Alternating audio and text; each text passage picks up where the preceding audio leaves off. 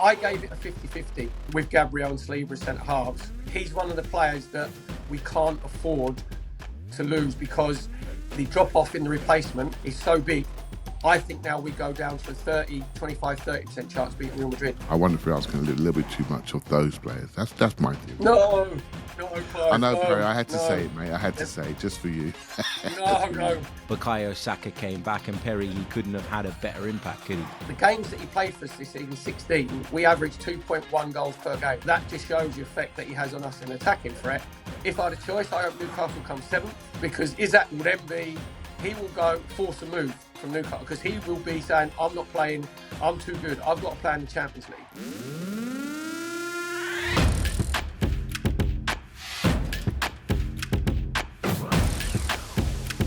Hey everybody, welcome back to another episode of Inside Gooners. I'm your host, Harry Symeou, and I'm delighted to say I'm joined by the king of the Arsenal Vision podcast, Clive Palmer. Clive, good to have you with us. And Arsenal legend Perry Groves is alongside us too. Perry, how you doing? Good to see you both. Let's get into last night's game. I think that's a great place to start. A victory over Fulham. I want to get the negatives out of the way, guys. Let's start with the negatives and address that, and then we can move on to some of the more positive things we've seen. But I'll start with you, Clive. I couldn't help but come away from the Emirates, despite watching Arsenal win, watching Bukayo Saka return, and with a goal. I couldn't help but leave feeling disappointed at the news that Gabriel looks like he's picked up a hamstring injury. Yeah, when you walked in the stadium, you're wondering about Saka's hamstring, and then you walk out the stadium wondering about Gabriel's hamstring, and it's like you're looking at your best attacker and your best defender, right? So you get one back and you lose the other, and it's like it's also almost epitomises the whole season, doesn't it? You sort of take a little step forward and you take a step back, and the outside world we're making excuses, but it has been a challenging year in that regard. We can't get a smooth way forward, but yeah, he's been brilliant this season, hasn't he? And he always plays. And then the moment we're all sort of imagining, could we do something in Madrid? But in our hearts, we know we need him to do something in Madrid. So it's a real blow. For sure, Perry. It was obviously a huge disappointment, and I know you've got some thoughts on hamstring injuries in general, because we're seeing a fair few of them at the minute. Yeah, someone who's got short hamstrings and Jimmy Cranky. I feel their pain. There's one for the teenagers. When I was just doing a little bit of research, because sometimes I do, there's been 47 hamstring injuries across the Premier League this season. So it's the biggest muscle injury and the biggest injury by far. And obviously we've got Kai Havertz, who's had a bad hamstring injury when they was away in Dubai. Bukayo's had a operation. It looks like, unfortunately, Gabriel's going to be out, which is we're getting to the Real Madrid stuff, but that is massive.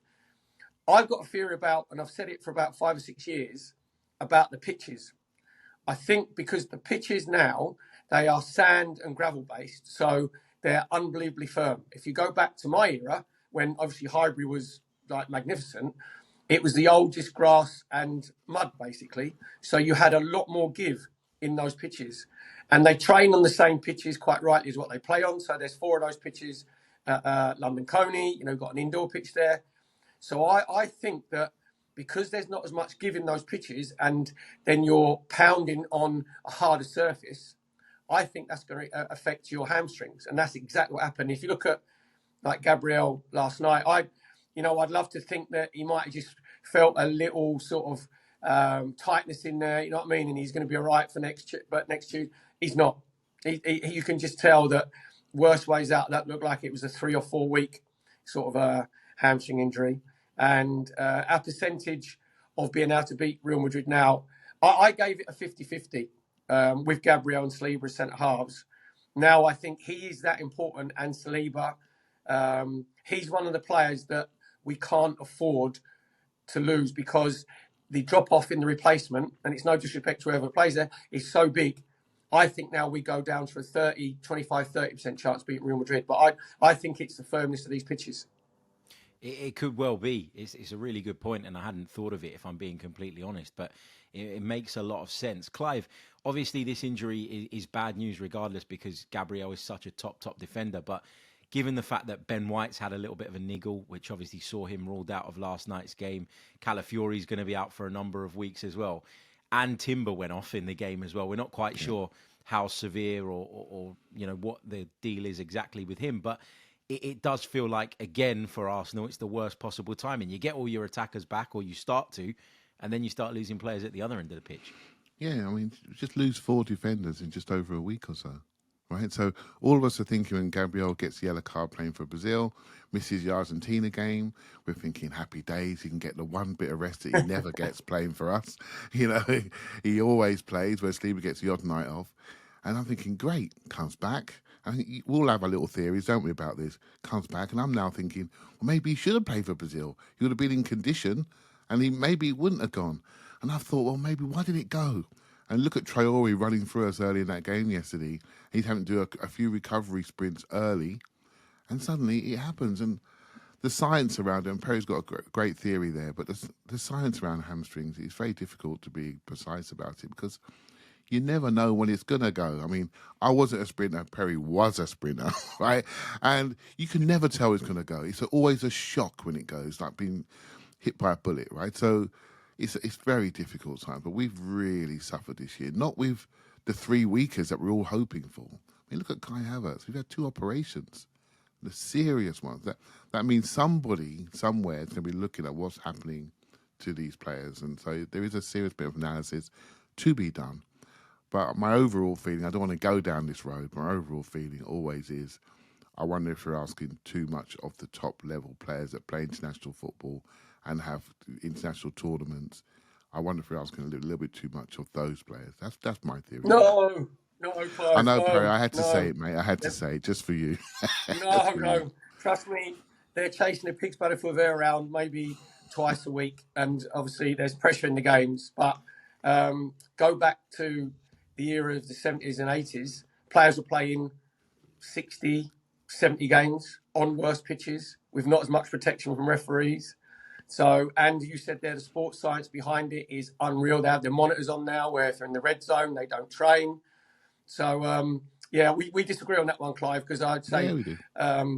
I think when you're winning, you don't feel as tired, you don't have as many niggling injuries. And we've actually, to be fair to us, even with all these injuries, we've only lost 1 in the last 21 in the Premier League. Do you know what I mean? So we've managed to cope. But now we're going up a level against Real Madrid. That's huge. Now the point all about the focus is obviously on. Go on, sorry. Sorry, mate. The point about what we've done, regardless, is incredible. And I know sometimes it doesn't look smooth. It looks a bit lumpy on occasions. But our ability to stay in shape and get into shape quickly defensively is excellent. Then we do go to attack. We know what we're doing, and so we have a level of play now. We have a floor in this team that's really, really high. What we are lacking is that high ceiling, maybe, of attacking play that really makes us dream. But yeah, what we're doing, despite this, I think it's outstanding and it's been overlooked. Yeah, for sure. And we've mentioned Gabriel there in quite depth and detail, but obviously Jurriën Timber's another concern, and in particular with the injury to White and the problems with Calafiori as well that seem to be ongoing, if we're being honest, when discussing the Italian. It is a concern. But what do we make of the performance yesterday? I guess the headline is that Bukayo Saka came back, and Perry, he couldn't have had a better impact, could he, coming straight off the bench? No, I like the way Mikel's done it. I thought that it, give him sort of half an hour against Fulham, when the game is a bit more elongated and it's stretched out. And when you've had hamstring injuries, you can do all the training. You start off from jogging, into half pace, into full pace, and you have all your treatment, your massages. You're still a little bit wary of going 100% flat out, because in the back of your mind, I think Michael Owen's been well documented saying that he had a really bad hamstring in himself, and he was never the same when he came back because he had that doubt in his mind that his hamstring might go again. When I was looking at Bukayo last night, I thought he was running really free, which is great. There's a couple of full-out sprints that he had, and you look, every Arsenal fans in the Emirates going, "Oh, how is he going to be?" And he was fine. And it's not just his quality that he brings us. I was just looking again at the stats. The games that he played for us this season, 16, we averaged 2.1 goals per game. The 13 that he missed, we averaged 1.5. So that just shows the effect that he has on us in attacking threat. And for him to get his goal, where that's like football intelligence, where you have to be, if the ball's on the opposite side, you have to make sure you're the second centre forward on the far post. And it looks easy, but he has to be there. to get that flick on from Martinelli. So I just think on the Bukayo Saka, and you saw them. I mean, he just loves his foot. You saw the massive beaming smile on his face when he's like headed it in and he runs behind the goal. Obviously goes over to Martinelli. So on his side of it, I think he'll probably give him an hour again. I think he'll probably start him against Everton and give him an hour again to get those sort of proper big Premier League minutes under your belt to start against Real Madrid. So everything on the Bukayo Saka side was just 100% positive. Yeah, I think you're right to highlight Mikel's management of the recovery. Obviously, I know Clive says this quite often. He was obviously further down the kind of recovery line than we knew.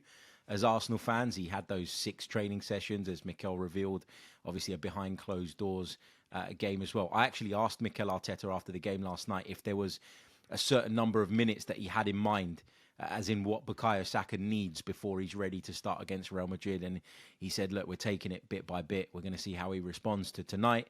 And then we go again at the weekend and see what he's doing. But Clive, I know you were in the Emirates Stadium last night. I mean, just the atmosphere, what a turn it took when Bukayo Saka was seen getting ready to come on. Yeah, when I sit on the same side as Mikel in that corner flag where he celebrated the goal and where he warms up. When he stood up, I thought, have I missed something? And because the crowd went crazy, and his impact on the ground and the club is just massive. And I think you realise how good someone is when they're not there, right? And when he came back, I was watching him closely, like everybody was. Particularly, I sort of had Ben White in my mind actually, because when Ben White came back, he didn't quite look as smooth in those first few minutes. So I'm thinking, Bukayo's going to be the same. Perry's right. He was spot on. Perfect. Everything he did. His mechanics looked really, really good. His way of pass, switching of play, getting it on the far post, everything was good. And in the last few minutes, when they were getting a little bit excited, he drops in the middle of the pitch and starts winning the ball, and so he's got a sense of responsibility, which I think is really, really good. So that responsibility, as well as his attacking responsibility, game one, he's taken it on board. Scored within 6 or 7 minutes of joining the pitch. I can't speak high enough of him, I honestly can't speak high enough of him. To do that, he has lifted the whole club just by his appearance in that pitch. Yeah, for sure. There's no doubt about that. Perry, I know you played on the flank yourself, and you'll understand a lot better than I do about what that kind of position entails. Bukayo Saka, we could wax lyrical about him all day, but Gabriel Martinelli's performance was a real positive for me last night. Would you agree? I think Castagna is in a ice bath as we speak. He's probably in like a country cheat in a dark room somewhere because, again, Martinelli been out for like a few games. He comes back in. And my big criticism, you're talking about playing in the wide areas. My criticism of like a right winger like Saka's left-footed or a left winger like Martinelli's right-footed is that they come inside too often. They keep coming in. If you look at Martinelli, you can tell that they have been working him going on the outside. You can tell these last couple of games that he's played, he was taking Castagna on the inside and then he'd go on the outside. And we saw for the goal, even though he comes at the edge of the box, where he then plays in Marino because he comes inside. Marino can then go outside of him and get the cross in. And there was a couple of times he made a brilliant chance of Wanyeri in the first half where he went on the outside, got to the byline, pulled it back. That changes the angle. If you're playing against a back four or back five, that changes the angle of what the defenders have to do. They have to go on a 45-degree angle and they can't see what's coming in behind them. So I just think he looked like he was playing free. We talked about, Bukayo Saka, you worry about injuries coming back. He looks like he's like, no, I'm 100% match fit. I'm on it. And so I just love the way that now he's going on the outside. And the other thing that I noticed as well, which has been a feature of our play, probably going back to PSV game when we beat them 7 at their place, we're getting more bodies in the box now. If you look at the goals last night, there was 5 in the box, 4 in the box. Sometimes there's 6. So I think that Arteta's worked on that as well. Whereas sometimes, Marino looked a bit isolated. You might have 1 or 2 in the box. Now we're flooding the box with bodies, and I don't think it's any coincidence we've started scoring more goals. Clive, on Martinelli, we've seen him play on the right recently as well, in the absence of Bukayo Saka. And I've been kind of thinking, does that suit him better? Does it mean that he can go on the outside, as Perry's mentioned, and it's a bit more natural? Or do we want him coming in field? And I've been kind of going back and forth in my own mind about where Martinelli is best suited. But watching him last night on the left kind of reminded me of all the great things he can do when coming in off that particular side. Where are you on Martinelli and maybe what his best position is? If you ask him, he'll say his best position is on the left side. So once I heard that, then that's the end of that discussion, really. He's doing the right side job because he has to, because we've had injuries in that situation. And the manager has a right to have a look and see how things work. But for me, he's so much more natural on the left-hand side. And yeah, he did go on the outside a lot. And poor Castagna actually fell over at one point, didn't he? I mean, it was a bad moment for him, right? That'll be on the clips today, right? And but to be honest, his crossing's really improved. There's no point in going. He's got the pace to go on the outside. We know that. But, I always say when that cross comes in, try to keep it between the sticks almost, or quite close. And he's dropping that ball into areas where we can do things from, and away from the goalkeeper. And that's the level of quality and control on his weak foot, which has really gone up. Trossard does it quite well as well off his left foot. He fires them across. And we are a crossing team by design, really. We've become a lot more that way, and we're crashing the box with three players in the centre. So yeah, he was excellent last night. I sort of felt for him a little bit towards the end of the game, because I'll ask you two guys really, because I think we used our substitute windows, and he was on the pitch quite late, and he looked quite fatigued to me, and Mikel was really getting stuck into him on that left-hand side, him and Miles, and they were both tiring. You can almost predict something's going to happen, and I felt for him because we had the injuries, the situation, we had to use two substitutes in that window, and we didn't use one at half time. And so the third window for Saka, obviously. So we didn't have, if I'm right, Harry Perry, tell me, I felt in a normal scenario, he would have come off 10 minutes sooner, and then he would have been absolutely fine. But he got to the end of the game, so hopefully we can look after him on Saturday morning versus Everton.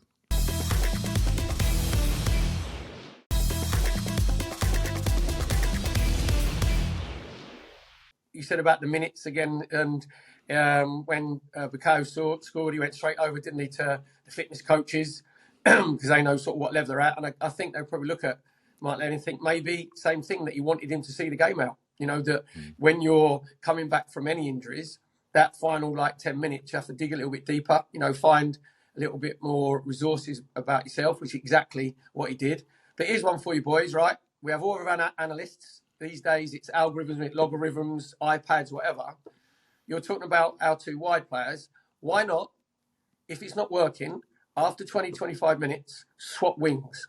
Why not put Bukayo on the left-hand side, Martinelli come on the right, just to give the two fullbacks you're playing against different problem, different options? You know what I mean? Because sometimes I think we can get a bit too formulaic. So when I was playing with George Graham, so if I was right wing and Martinelli was left, or Brian Marwood or Hans Limpar, or as left and Rocky, he would say every 15, 20 minutes, just have a little swap, even for 5, 10 minutes.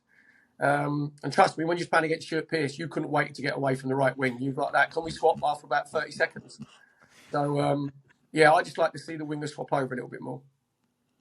Yeah, I don't disagree with that. I think a little bit more variety in our game would certainly help us when we're trying to break down these low blocks. We'll come on to a couple more individuals in just a minute, but I was a little bit frustrated towards the end of the game, Clive, with how many open spaces we were leaving. We were 2-0 up, and it felt like there was no need, really, to leave some of the gaps between the kind of lines of our team as we were doing. And I thought Miles Lewis-Skelly, I never want to criticise him because he's so young and he's so great for his age, but I felt like he went roaming a little bit too much in the latter stages of the game. You mentioned Martinelli running out of steam there. And obviously with Kivior in the side rather than Gabriel, and Partey moving over to right back, it felt like we were a little bit more vulnerable to those transitions. And I think we actually gifted Fulham a way back into the game by being so open. And naivety is not something I would associate with this Mikel Arteta side. It's something that we've really improved on over the years. But yesterday, I thought you saw that creep in towards the end, and we gave Fulham a chance to make something of it. Yeah, okay, I've got a good view of the manager, and he was going mad. He was going mad on that left-hand side. And sometimes when you're tired, maybe just stand still. Don't go searching for your A game. Wait for the game to come to you a little bit. And I felt Miles pushed on a little bit into those areas. And, if you've got a centre-half there who's very vociferous to say, oi, where are you going? Then you stand still. and keep your. I don't know what the communication is on the pitch, but I would have liked to have seen him pull him in a little bit more. You could tell there were spaces on that side developing. Obviously Declan moved more central. He's sort of to the left of the double pivot, if you know what I mean, at the base of our team. So he covers that left side, but we get a big side. So we broke up our units. They were all broken up by injury, and so that's why we looked a little bit disorganised. And we do play in small pods. We play in threes, and we know what each others are doing, and we rotate around. So that was all broken apart. And sometimes you just got to stand still and let the game come to you. But we're still pushing on, and we left the spaces for them. And they got their goal. They probably deserved one. They probably deserved one, and made a bit edgy for the last couple of minutes. Perry, there's no way George Graham would have stood for that, was there? So the thing is, I think it comes down, you've got the coach on the touchline with Mikel, and you've got senior players in there. You've got Partey, who's a senior player, Saliba now, who's like in the leadership group with Declan. Sometimes on the pitch, you've just got to say, just keep the back four. Just keep the back four shape. Just keep it nice and narrow, and we'll have at least one, which would have been Declan, just sat in front of the two centre-halves and just say, let the front three or front four, let them get on with it. Because it wasn't just down the left-hand side. If you look, Muniz missed a great header, great chance where they broke down the left-hand side. Their goal came from the left-hand side, just a break. Obviously, Muniz gets his little sort of deflection. So even though, obviously, there's substitutions, it comes down to game management. That's what it comes down to. But at the end of it, I must admit, in the game of a whole, obviously, Clive, you were there, but, I'm watching it, whatever.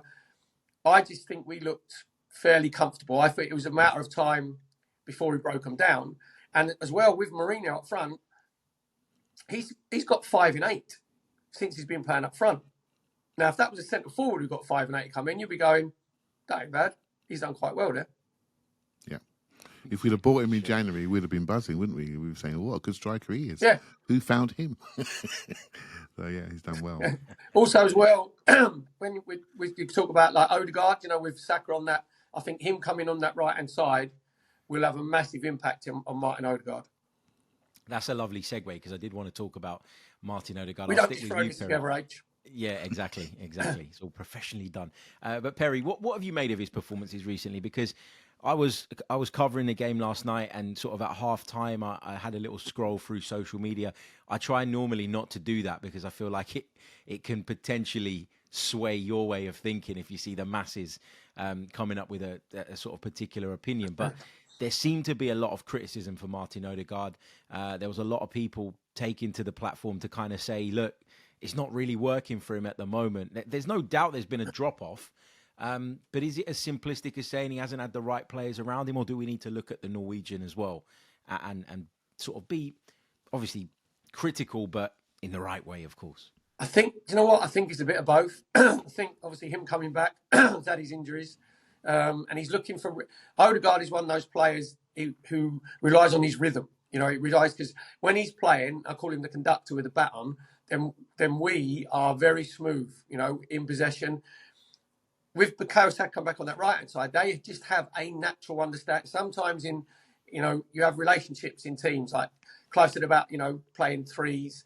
And so most of the time on the right-hand side, when Saka's there with Odegaard, and it was Ben White and Saliba, those four just had a natural understanding. It's very interactive. Saka would come in and Odegaard would go on the outside, or Ben White would go on the outside.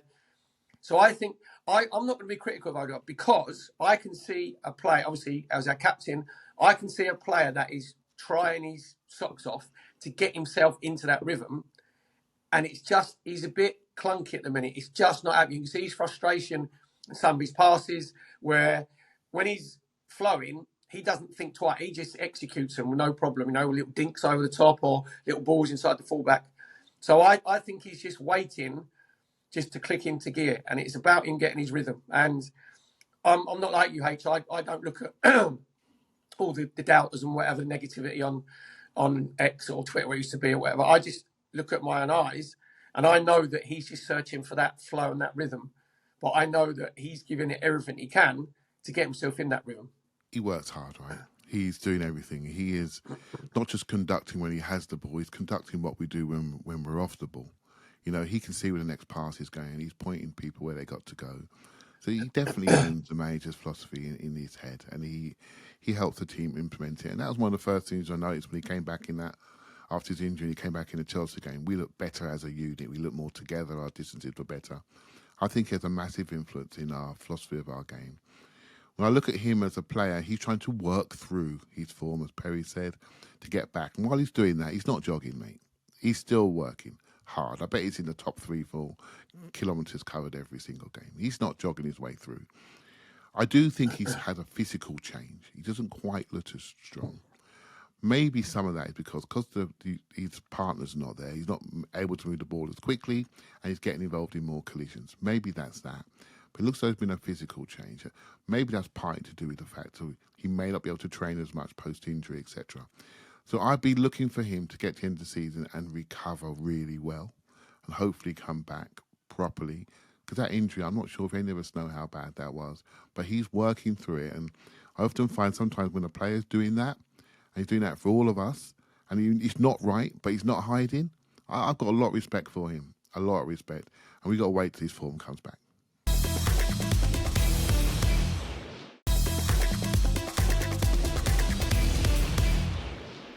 That's kind of enough about last night. Obviously, we're going to win the league now because we've closed the gap on Liverpool to 9 points. Can't wait. Here comes the wobble. There it goes. The old jar wobble.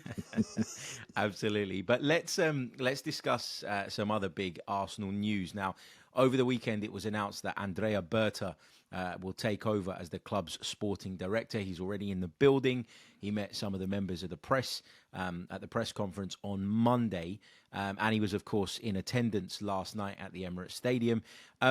Clive, from sort of listening to him speak, it seems like his English is a little bit limited at the moment. That's something that's going to develop and improve. But there's no questioning his credentials, is there? There's no question in his past track record. No, there isn't. And I'm really pleased to see some new blood coming to the club. I don't know what he's going to be like. But they went for an extensive search to get to him. And he's got a good reputation in the game. I think from speaking to people who were in that press conference, Harry, when he met people, he's a quiet guy. I don't think we're going to see him holding his own press conferences and things like that. He's a quiet guy, maybe not so charming as Edu, for example, on the exterior, who's a much more personal person who'll talk to anything and anybody, so he's a bit more of a quiet guy. So it'd be interesting to see how he operates. He spoke to me once, so you're right. He spoke to me as well. And so, and he's very personable, right? So let's see how this guy develops and what his role is in the club. Not his role per se, because the role's the same. He has a big responsibility across all facets of football, including the youth team and the women's team and the men's team. So it'll be interesting to see how this develops going forward and what he brings and adds to the group. Because you have to be honest, as fans, we haven't won the league in quite a while, and we're trying to cross that line with a good set of players. So what is he going to add to help us get over that line? And I'm genuinely interested to see what he does and how he affects our decision making going forward. So yeah, good luck to him. Perry, it's a great appointment in terms of the name and the track record, et cetera, et cetera. And I think there's a lot of focus on what he's going to do in terms of bringing players in. But if you look at some of the players who are out of contract in 2027, it includes Bukayo Saka, Saliba, Gabriel, Martinelli. There is work to be done in terms of keeping hold of what we have as well. So this is a big job, make no mistake about it. It's a big job, but he's A-list, by the way. And obviously we're all Gooners. The thing that I think is great is he's not coming to us if when they interview him and he goes through the process that we haven't got money to. We're going to go big in the summer transfer window because he ain't coming otherwise, because he'll be asking them, like, we had to go and get him. So he'd have been asking them, okay, what's your plans? What's Mikel's vision? What's his philosophy? So he would look at that, and I love the way that he actually said, he looked at us and he knows that we're one position. Everybody knows we're one position missing. And a couple of other signings, a little bit of squad depth. And if you look what he did at Atletico Madrid, we said about it, like he signed Rodri. It was Griezmann, I think. So I think he got Suarez, didn't he, for like 5.5. But he did have João Felix for 130 million. So there are brilliant signings in there, but not every sporting director can get everything right. But he's got experience, he's got knowledge. nobody signs, right, for a football club because of a sporting director. If anybody's signing for us, they're signing because it's Mikel Arteta and where we are and where we're going. But those two have to have trust like Edu and Arteta did. They had trust with each other. They knew what each other was looking for. Make no mistake, Arteta will always have the final say, obviously, who comes in, because he's managing out, quite rightly. But as a Gooner, I know that we're going big in the transfer summer transfer window, and I think, and I'm not being, because I'm like red tinted specs, whatever.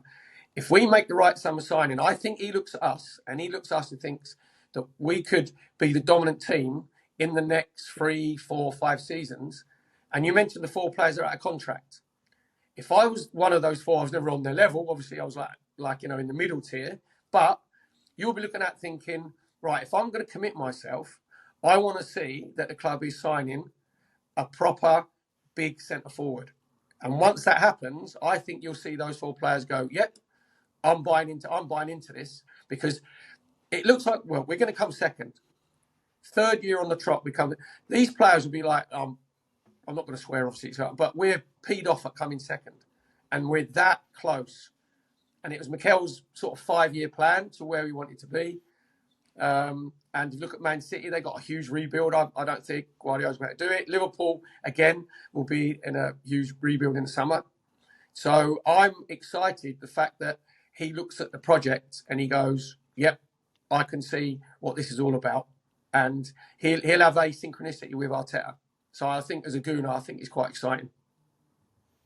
Yeah, Clive, we've talked about that before, haven't we? The relationship that he needs to have with Mikel Arteta. It's healthy for there to be a bit of challenge between the two of them, right? They need to sanity check one another's decisions, but synergy is really, really important. They've got to be singing from the same hymn sheet. Yeah, and some people are saying, why was Mikel involved in the recruitment process? But we all know he's front and center of this project, right? He's the main man. Control freak. And, yeah, they need to work. They need to work together, right? Simple as that. And I think it is seen as a partnership, and that's really important. And I think it's not just joining Mikel. There are other people in this team, shall we say, as you know them, Harry, and I said you, Perry, as well. The people behind that are in that recruitment team that are on the board. He's part of that whole picture, and he's got to find his position in that. And I'm just so pleased to see that we have taken a decision to bring some A-list knowledge into the club.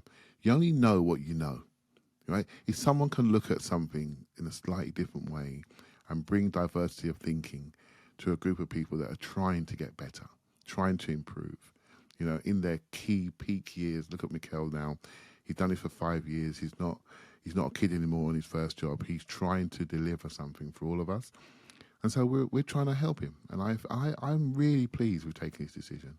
And hopefully it works out. The hours after that report came out, the announcement, I should say, came out confirming Andrea Berta's appointment, there was a report that followed, which suggested that Arsenal are seriously looking at Victor Gyökeres. Now, I'll come to you first on the Swedish international, Clive, because he's someone that I've admired for quite some time, but I remember personally being put off by the release clause that Sporting were talking about last summer, which was around about 100 million euros. Now, since then, there have been reports to suggest that actually they'd accept a fee that is a lot lower than that.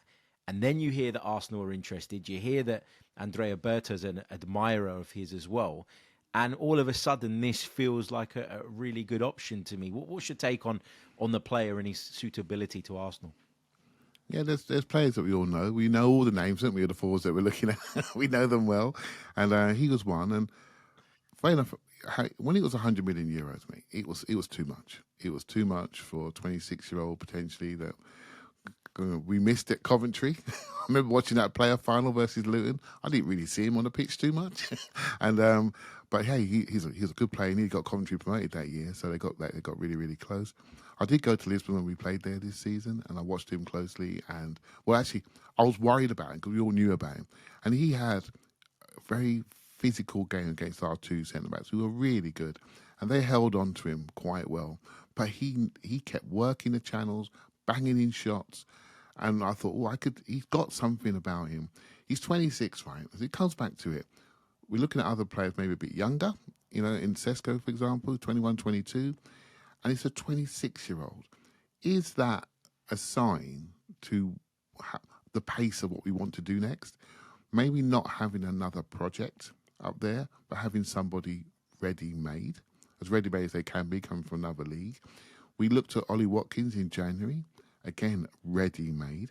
We all have our favourite. You can take your choice. But I'm looking at the strategy rather than the player. If we go for 26-year-old, what does that tell me? That tells me we're not messing about, right? We have a number of players of that age group. They come on the same timeline, and we're here to deliver over a 3-year period. If we go for 21-year-old, which again I'm fine with, we're saying, okay, we're going to develop with a striker, 2 strikers going to share that role until one gets on top, right? So the strategy is what interests me. The player choice can change in a tweet, mate, as you know that. The player choice can change if the right journalist tells you we're looking at somebody, then suddenly we're looking at that player, and that's how it goes. So that's why I am with it. I like the player. Does he suit us tactically? I think he can, because he's so direct. He's absolute clarity. I want to score a goal, and I'm going to smash that ball on either foot at that net, and he can do that. So it'd be interesting to see which one we fall down on. 85 goals in 92 games for Sporting Lisbon. So he's got quite the track record, Perry. What are your thoughts on Victor Gyökeres? Is he the one? Well, I think there's a snobbery about the Championship and the talent that's in the EFL. Player myself, came from obviously the EFL culture. And if you score goals for Coventry, where basically you're feeding on scraps and you can handle the physicality of the Championship, which obviously proved that you can, then your next challenge is going to Sporting Lisbon, where there's a load of pressure. Probably the joint biggest club in Portugal. He said he's nearly a goal a game. And you look at him and you think, is he mobile? Absolutely, he's mobile. Is he physical? Absolutely, he's physical. Can he finish? Both feet. And he will score. You can't guarantee, right? Because can you handle pressure of Arsenal? Because Arsenal is one of the biggest clubs in the world. So you've got to have that mentality. But I just looked at him. I think he'd thrive on that. And any centre forward at that level, you'll be getting us 20, 25, 30 goals a season. And the other thing, if you look at if it's Gyökeres, if it's Ekitike, if it's Sesko, Isak, all those players are 6'2" and over.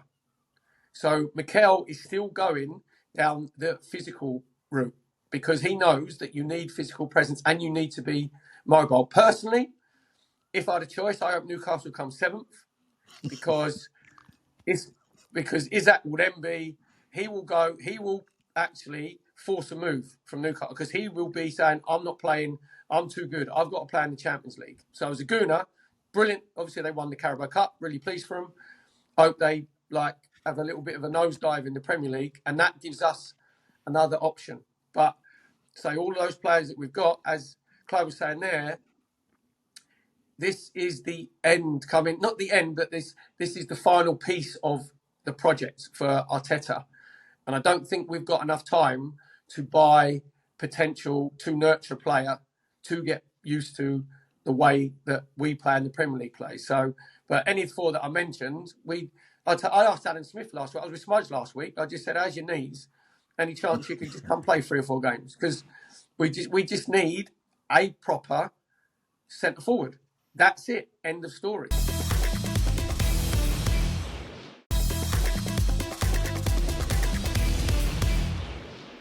Let's start looking ahead to first the weekend, and then obviously we've got that big game coming up against Real Madrid on Tuesday. Clive, as fans, it's kind of easy to look beyond Everton and look at Real Madrid, and we're all worried about Gabriel's injury, for example, more so because we fear what that means against Real Madrid than what it does at Goodison Park at the weekend.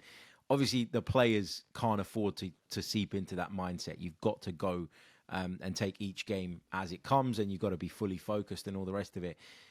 Given what happened last night and that we lost a couple of players, obviously Mikel's options in terms of rotation are limited, particularly in that back line. But do you think that will play on his mind? Do you think that fear of maybe losing 1 or 2 more might come into his thinking and alter his team selection? It could do. We're sort of like, if we lose 4 defenders in a week, you've got it sort of selects itself almost what you're going to do. And the Ben White one is a bit worrying because it sounds like it's the knee again, a little niggle there. So hopefully it's just a niggle, you know. And the Timber one, it's a knee again, and you know what it's like with knees. You just can't tell till they have a look at it. So it is a worry. Kivior came on last night. He's quite mobile. He passes the ball well. Sometimes lacks a bit of aggression in the challenge. You know, he lets situations control him rather than controlling the situation. I like the player, but he just sometimes at the very highest level just sort of lets you down a little bit. Steve was smooth, obviously, and Miles had a bit, you know, he's still 18. He's still 18, you know, and every now and again, maybe needs to sit for a few minutes, you know, but he's had a lot happen to him in the last few weeks, so we're going to be relying on him. So maybe there'll be a bit of rotation. We've got Zinchenko there, and we've got Tini there that are not being used for a little while. We need a bit of luck with the injury report this week, that's for sure. You know, because in the ground last night, everyone was talking about Madrid. And everyone was. And it's just like, we're just trying to get there in the best possible shape, and we didn't really achieve that last night, despite the win. Perry, you've been in dressing rooms at the highest level. How do you protect against maybe that little bit of, not, I don't want to say complacency, because I don't think that's the right word going into the Everton game, but how do you protect against being maybe preoccupied by an upcoming fixture? What all happens is, if there's any sort of little niggles, as Clive said there, any doubts, then those players won't play. But anybody that says they're 100% fit, they'll play. Because if you look at Mikel's past, even in the Carabao Cup, he wasn't resting some of our main players. When we're looking at the team sheets coming through, you're like, oh, really? Look, Saliba's playing, Gabriel's playing, Bukayo Saka's playing, Declan Rice is playing. So he will go as full strength as he possibly can against Everton. Because again, you know full well when you're going up to there, they're on a roll at the minute. Obviously, that new manager bounce under David Moyes, and Everton are always physical.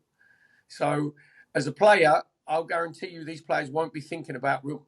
As soon as they come in today and they'll have their ice baths and have their recovery, do their yoga and massages, he won't even be saying anything to the players about Real Madrid. Not one thing we mentioned. It'll be about Everton, because what we have to make sure is we've got probably a 2% chance of winning the Premier League title now. Because if it was 7 or 8 points, I think we could have chased Liverpool down, because I think this is what they're having their wobble at the minute.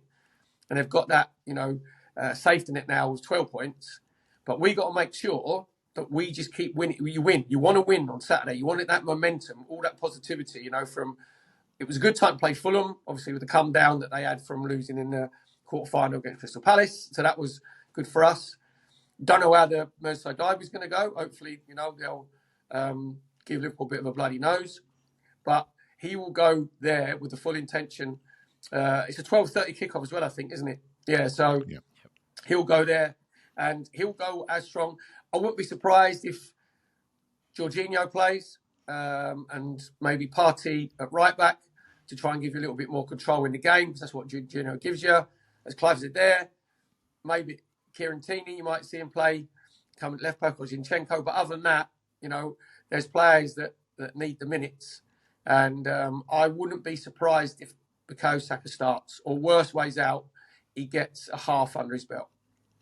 Yeah, I think it's important to continue building him up in particular, because we're definitely going to need him against Real Madrid. Just on that Madrid game, Clive, if you were Mikel Arteta, and I know there's still a few days, and I'd imagine if you're anything like me, you'll probably mull over it in your head 100 times between now and then. What's the best way to approach this game? Do you feel like Arsenal need to be aggressive in the first leg, given we're at home? Do you feel like we need to really take the game to Madrid and see what happens? Or is it first and foremost about staying in it? Because it's a dangerous kind of sort of conundrum to fall into. You can overcommit and leave yourself vulnerable against a very good counter-attacking side, as we know they are. Or you can end up sinking a little bit and, maybe stay in the game, but maybe come the second leg, you regret not pushing that a little bit further. What's your kind of early thoughts on how we approach the first leg?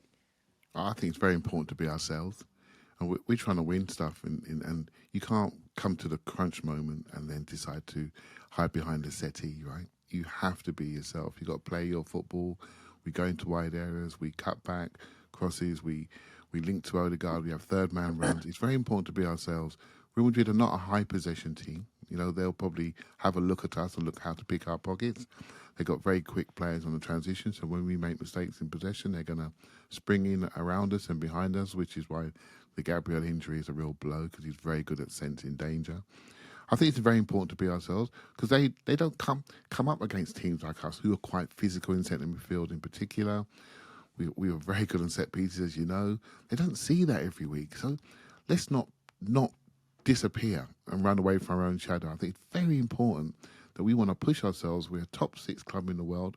Let's be that team and really attack them and see what happens. When we played Bayern Munich, we had them in that home leg, but we didn't quite take advantage of our superiority. And we made a couple of mistakes, and they ended up going 2-1 up when we were dominant. We got it back to 2-2, but the damage was done in the first leg. So we've got to learn from that and try to be aggressive and really take them on and take advantage when we're on top. Your thoughts, Perry? I mean, Clive sounds really bold and brave. I will be the guy that hides behind the settee, I think, in a situation like that. I honestly come out from behind the settee, come out with me and Clive sitting on the settee, right on the edge of it, no cushions. I tell you why, because this Real Madrid team, we all know about their attacking prowess, you know what I mean, with like Jude Bellingham, Vinicius Junior and Rodrigo, whatever. But this Real Madrid team concede goals. You only got to see against Real Sociedad where they concede 4. You know what I mean? They're 1-0 up from the first leg, and it goes to extra time, they get themselves through. And I've got a lot of mates who live in Spain, and the Spanish journalists, they thought before Gabriel got injured, they thought this was a 50-50 tie. We were the last team they wanted to play against because they knew that we have a defensive structure, but we had struggled breaking teams down who sit deep and, you know, allow us to come onto them. This Real Madrid team doesn't do that. They leave gaps. They leave, you know, open spaces at the back. So I'm with Clive. You don't want to come off the pitch and come off thinking, what if? What if we, you know, we've gone for it? What if we have to take risks? And what you have to do sometimes in any sport, you have to risk losing to go and try and win the game. And that's what we have to do. And the Emirates will be rocking. Hopefully, Bukayo doesn't, you know, pick up injuries, whatever, and he's like number 7. You'll have a massive cheer. They're playing North London forever. It'll be, I've got no hair on my head, but it hasn't back your neck to stand up. This is where we want to be. This is exactly where we want to be. And if you want to have any success in the Champions League, you have to beat the big dogs. I must admit, I know we've got injuries. I can't wait. I'm absolutely buzzing for the game. This is what the Champions League is all about. This is what you want to be in this competition for. You want these ties against the European juggernauts, and you want to pit your wits against them. So, yeah, maybe I'll feel a little bit bolder and braver come the day of the game. But right now, I've got to be honest. yeah, you talk me around. You talk me around. Nice one, guys. Thank you very, very much. Always a pleasure to speak Arsenal with you guys. Thank you to everyone for tuning in. Thanks to Clive Palmer, Arsenal Vision podcaster, and Arsenal legend Perry Groves. And we'll be back with another episode of Inside Gooners very, very soon.